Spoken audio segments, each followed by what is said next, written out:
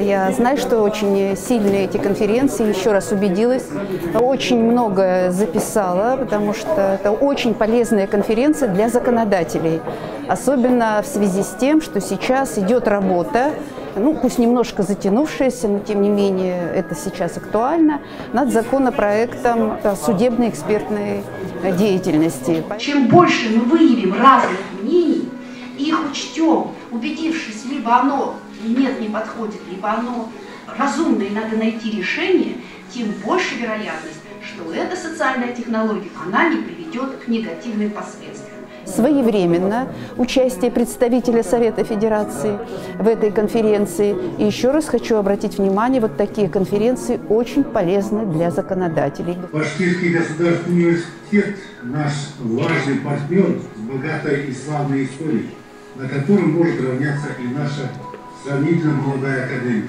И те предложения очень разумные, правильные, которые звучат, все они, если они будут реализованы, они позволят обеспечить справедливое, разумное, объективное правосудие, то, которое хотят иметь наши граждане. Я Уфу очень люблю и туда приезжаю обычно, но в этом году сразу в один день очень много мероприятий.